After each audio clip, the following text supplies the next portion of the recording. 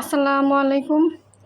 আমি আজকের রেসিপি নিয়েছি রান্নার জন্য। এই যে সব কিছু এখানে আলু দিয়ে শিং মাছ ঝোল করব। এখানে হচ্ছে কচু শাক আগে থেকে সিদ্ধ করা। এখানে চুলায় পেঁয়াজ দিয়ে নিয়েছি।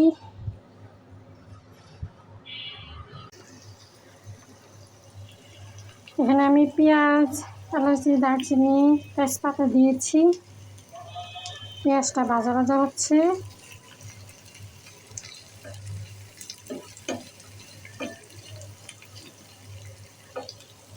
ভাজা হলে এখন আমি আদা রসুন পেস্ট দিয়ে দিব। একসাথে ভাজা করব।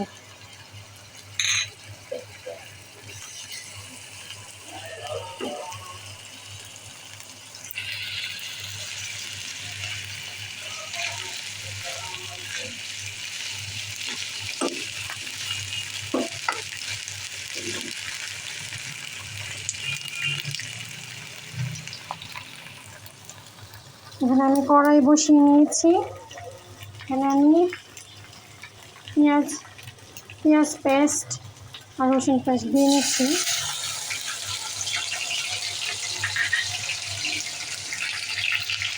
এখানে শিং মাছের তরকারির জন্য এটা হচ্ছে কচু শাক।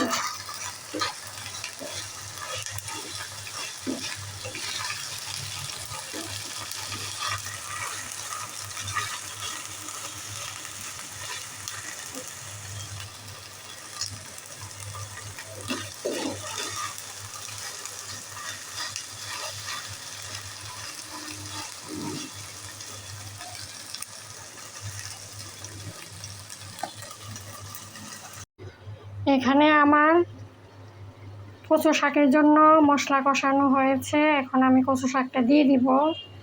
এখানে আলু আর শিং মাছের জন্য মশলা কষাচ্ছি।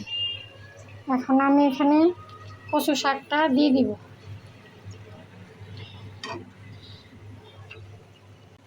কচু শাকটা দিয়ে দিয়েছি।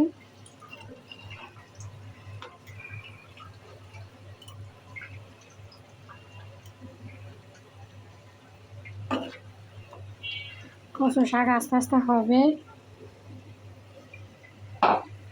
শাকটা আমি ডেকে দিব। আর এখানে আলুর জন্য আলুটা দিয়ে দিব। আলু শিং মাছের তরকারি।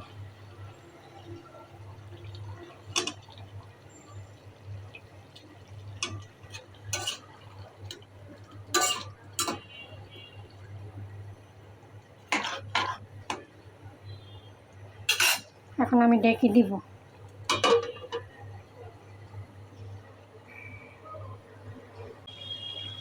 সবাই দেখেন, এখানে আমি কচু শাকটা নাড়া দিচ্ছি।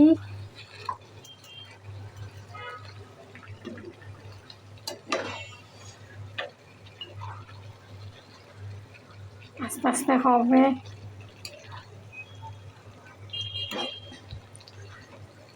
এখানে আলু কষানো হয়ে গিয়েছে। এখন আমি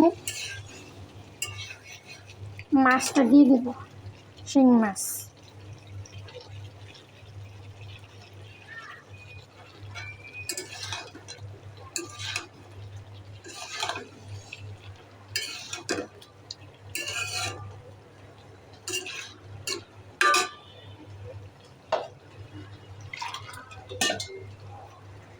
একটু গরম পানি দিয়ে দিচ্ছি। গরম পানি দিলে তরকারি অনেক ভালো হয়, টেস্ট হয়।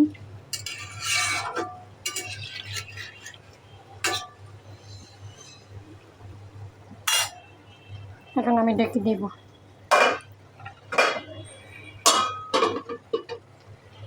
আর এখানে আমার কচু শাক হচ্ছে।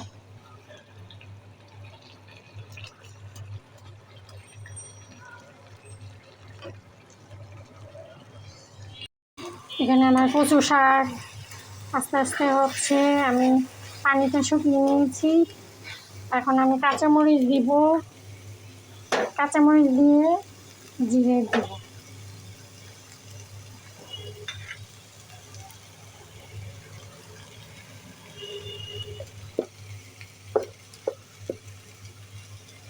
জিরে গুঁড়ো,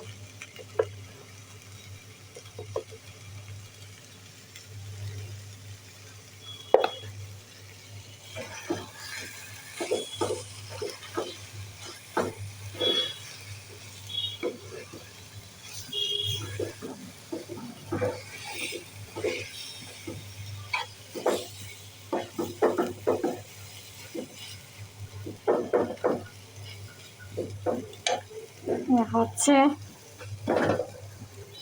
আর এদিকে আমার তরকারি শিং মাছের ফ্রাই হয়ে গেছে। এখন আমি কাঁচামরিচ দিয়ে দিব।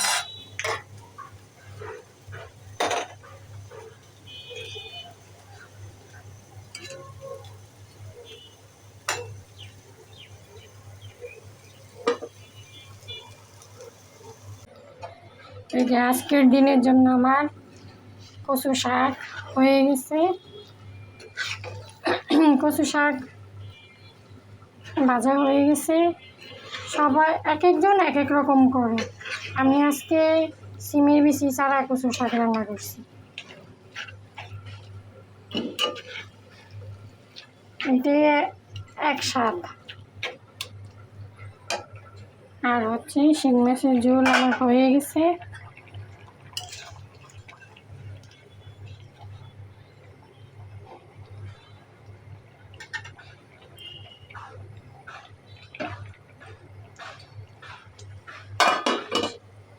আর এদিকে ভাত। সবাই দোয়া করবেন, ভালো থাকবেন, সুস্থ থাকবেন। আল্লাহ হাফিজ।